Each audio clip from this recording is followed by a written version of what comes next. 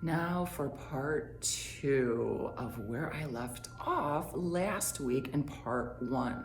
So if you're seeing this for the first time, in part one, I tell my story of how I've been able to turn my emotional pain into power, into the power to overcome my limitations, to expand consciousness, and to embody confidence, clarity, and self-worth. Because I battled a very hard drug addiction for nearly a decade.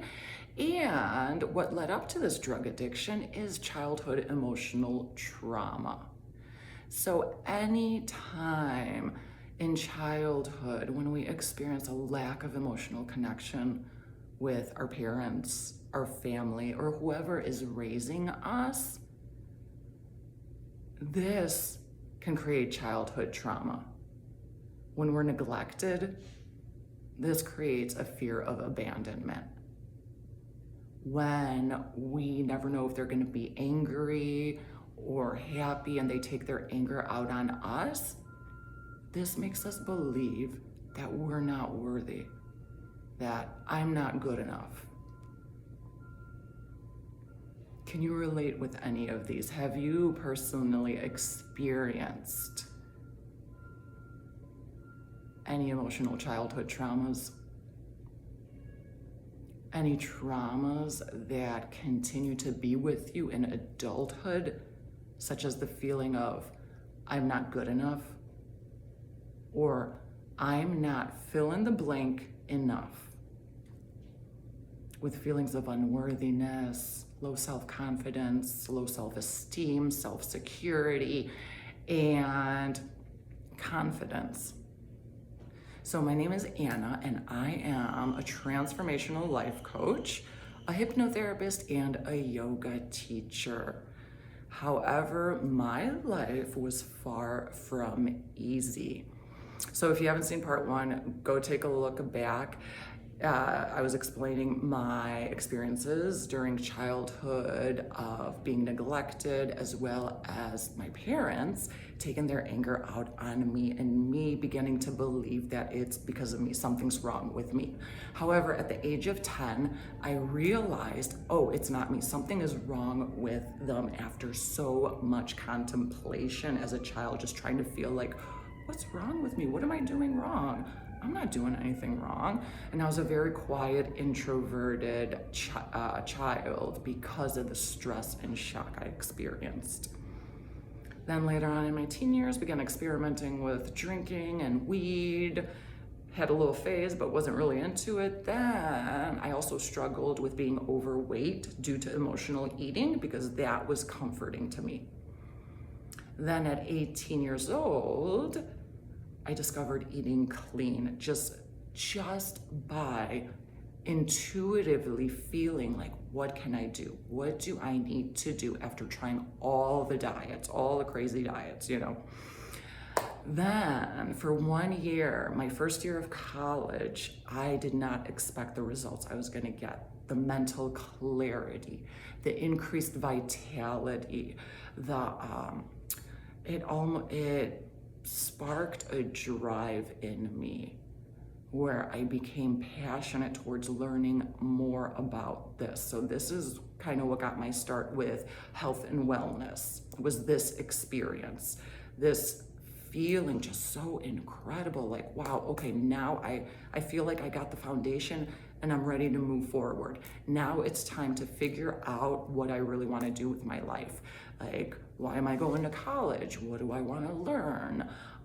That aligns with who I am, that can align with, oh, right now I'm really into health and well-being and nutrition. So what can align with that? However, then the summer of 2004, after my first year of college, I was so excited, like, all right, we're moving, something's happening. I end up partying. I always went to parties, but I never really liked to party, especially during that year when I was feeling really good, because I drank a little bit, got a buzz, about 30 minutes, yay, I feel great. And then after that, I just felt tired. And I'm like, this doesn't feel good. So I was always like the DD, the designated driver, which I was totally fine with that. However, the summer of 2004, after my first year of college, I started hanging around my neighborhood with some people from high school, started partying, and I'm like, oh, this feels really good. I don't have to drive, don't have to worry about that. Like, oh, I could relax and enjoy myself. Then that led to meeting someone. Looking back, I don't even understand what I saw in this person.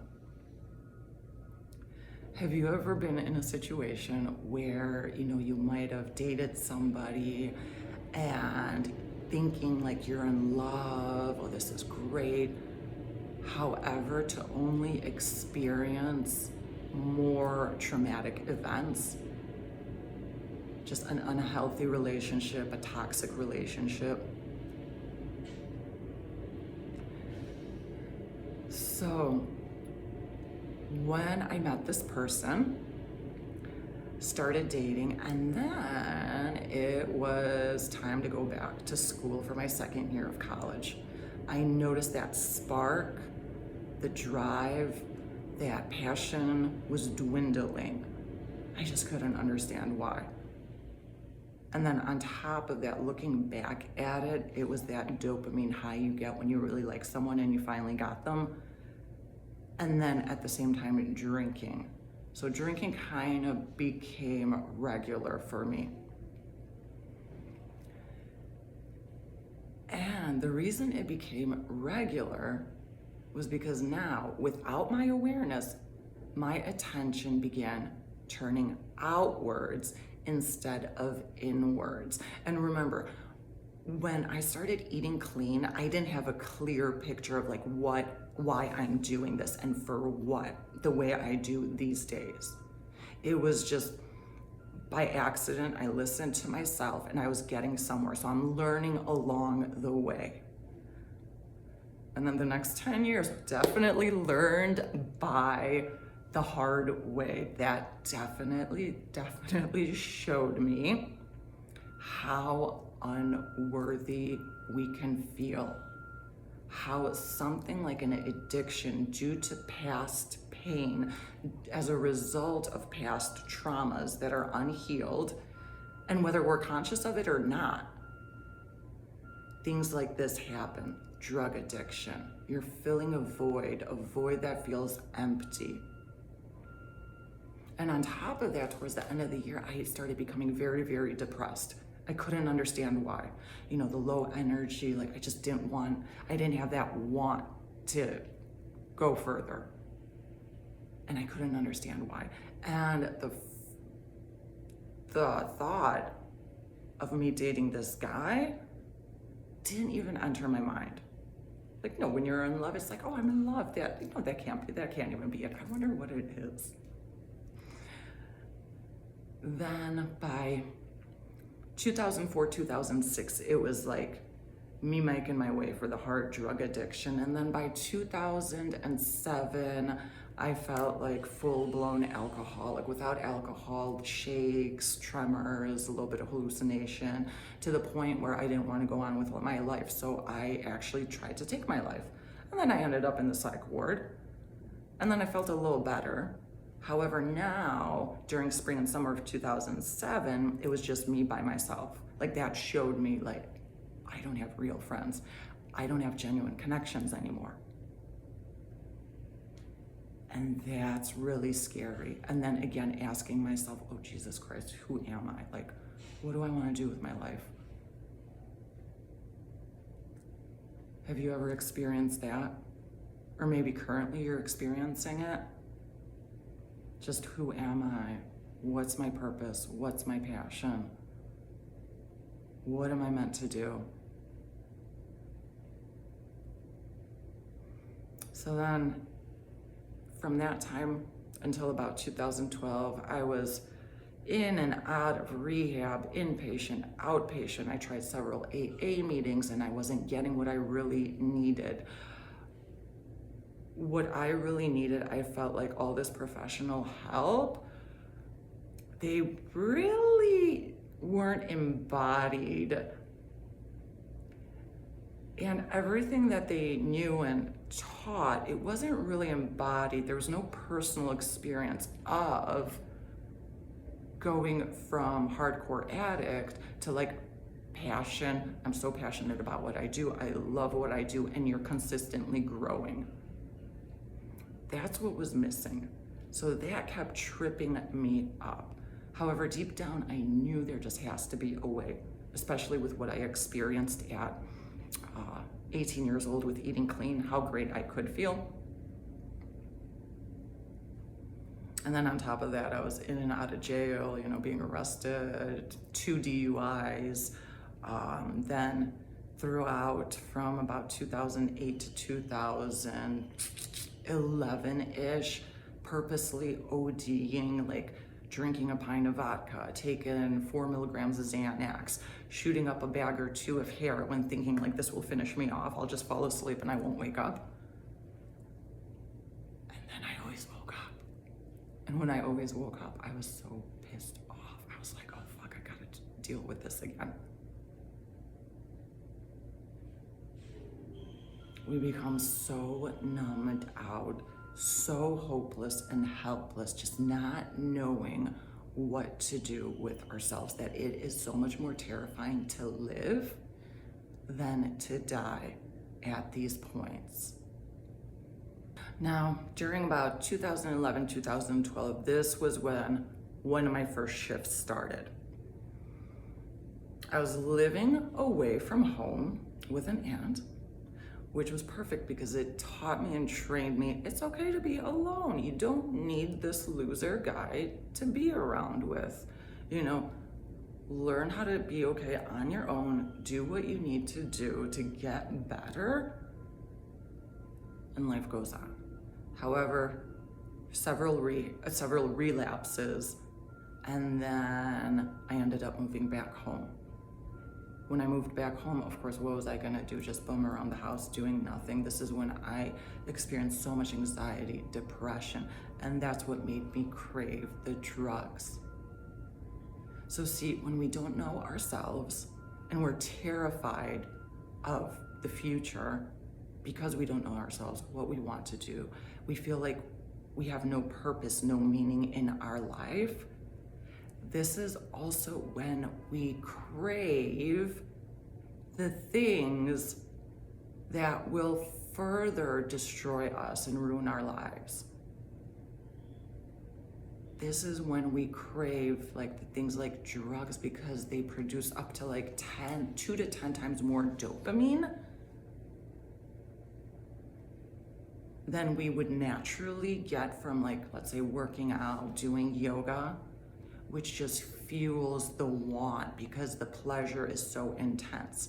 And whenever we do something that gives us intense pleasure, we also create a new neural network to do it again and again. And the more we do, the deeper and deeper it becomes ingrained in us, this behavior. And then to the point that we develop a tolerance, so it doesn't give us that intense pleasure anymore, and then we just feel depressed. We get lower and lower and lower, and we just need that stuff to just at least make us feel stable enough to exist rather than thrive. So now the $1 million question is, what do we do? So after I moved back home, I got my dad to get me a job at a really shitty factory that I absolutely did not like. However, working 10 hours a day, 5 days a week with it was pretty physical, sometimes 6 days a week, it left me exhausted, tired, and I was not stressed or anxious because at least I was doing something. I was too tired to feel anxious and stressed out. And it didn't hurt making money finally, and finally kind of making a way for myself. Like, the one thing I knew deep down, I can do it. And I can do it especially if I have those types of people in my life that are way ahead of me, that have what I'm working towards. And at this point, remember, I had nothing, no one like that. parents were unhappy, just factory workers working dead-end jobs, and they believed you have to force yourself. You just force yourself. It doesn't matter what you feel, just force yourself, just do it. Which to an extent, there's certain circumstances where yes, we apply that. However, there's also certain ones that it's just gonna make everything worse, especially when you don't know who you are, you don't know your purpose, you don't know, you have no meaning in life, and just to keep doing the things that are not giving you the meaning, we need to avoid forcing ourselves to do that. Instead, we need to force ourselves to take care of ourselves, to create the foundation through nutrition, what we consume, and then number 2, what we do with our body, meaning spiritual practices like yoga, to release all that stress and tension from the body, making us feel great, transforming the stress into vitality so we're able to expand our consciousness. And when we're able to expand, we're able to gain more clarity. We're able to gain new perspectives to things where we once were hopeless and helpless. And then we're able to work through our thoughts and beliefs and those feelings that are the feelings that those thoughts and beliefs create that are holding us back, to permanently heal. Now, I was working at that factory for about 1.5 years, making money, moving, had some relapses here, not drugs though, just alcohol. And then one relapse, like one evening or day doing that, and then it's like, oh shit, I can't do this, gotta shake myself off. And then I ended up, now I don't advise doing this, and I think like especially if you're in recovery, they tell you this in AA for the first year, be single, avoid dating somebody because you're just healing yourself, so you might get attached. However, that's what I ended up doing. And now, compared to the guy that I was with, this guy looked like a freaking winner. He's not an addict, he has a job, he has a career, okay. And then at the same time, like I say mentally strong, like a go-getter, high achiever. Great, all right, sign me up, And then that lasted for about 1.5 years. However, from the very beginning, I was able to prepare myself like, okay, don't get attached, just see what this is. And at that time, my self-worth was almost non-existent. So I told myself, I was like, give it about a month and he's probably not even gonna wanna see you. And so I started dating him, and turned out to be, let's say, like an egotistical narcissist. But that's okay, it could have damaged me. However, I went the other way, and at that time, I'm sure I wasn't really easy to hang out either, because I had massive ADHD symptoms, like I couldn't sit still. At the same time, because I was so excited for life, I was starting something new, creating a new life, right? Then what really propelled me forward was, after nearly 10 years, the $1 million jackpot question I asked myself that really took me further: why do people even really get addicted? Like, what happens biologically? So I could reverse engineer then. Instead of like taking antidepressants or let's say dealing with these cravings and feeling shitty, like what can I do to keep enhancing my overall well-being? So I got myself some 5-HTP, some SAMe, started taking those. Then months later, I got a new job working with 2 amazing women. One of them very, very accomplished, and it was really amazing. I started being around the type of people that I really, really needed to be around, to start relearning and retraining myself. Even though when I got this new job, I was embarrassed, because I'm like, oh my gosh, I'm nearly 30 years old. What are they gonna think? Almost 30-year-old, hasn't finished college, isn't really doing much with life, just getting started. However, when we feel so bad about ourselves, this is how we think. However, the reality is, if we're surrounding ourselves with truly intelligent beings that are doing great things, that are constantly bettering each other, they're gonna understand. They're gonna be more than helpful, because if you wanna move forward, these people will be supportive instead of judging you. And the people that judge are the ones that are miserable, the ones that are egotistical, the ones that are narcissists. Those types of people, there's always a problem. Now, from 2013 to 2016, yes, making a way, doing things, finding out, discovering who I am and what aligns with me. However, remember when I was talking about not having the right people in my life? A few showed up. However, I didn't have the right support of people who are also in recovery to lean on in tough times. I was still living with my parents, which was a very toxic environment. And then in 2016, my dad had a stroke. And my mom was already crazy. This just took her over the top, because remember, she has a victim mentality. She's on the narcissistic spectrum. Everything and everyone, it's everyone else's fault for her problems. And she doesn't know how to do anything. My dad used to actually say to me, like, no, you gotta start saving money, gotta get a better job that pays more, because if something happens to me, what are you gonna do? Mom doesn't know how to do anything, and you know what? You're gonna be homeless. I was like, yeah, okay, whatever, old man. That's what happened. That's exactly what happened. It just blows my mind now looking back at that. And when he said mom doesn't know how to do anything, I thought he was exaggerating. I was like, what? Yeah, what? Okay, whatever. And that will be in part 3, which will be up next week. If you enjoyed this, then subscribe to my channel, like, and let me know in the comments if you resonate with this.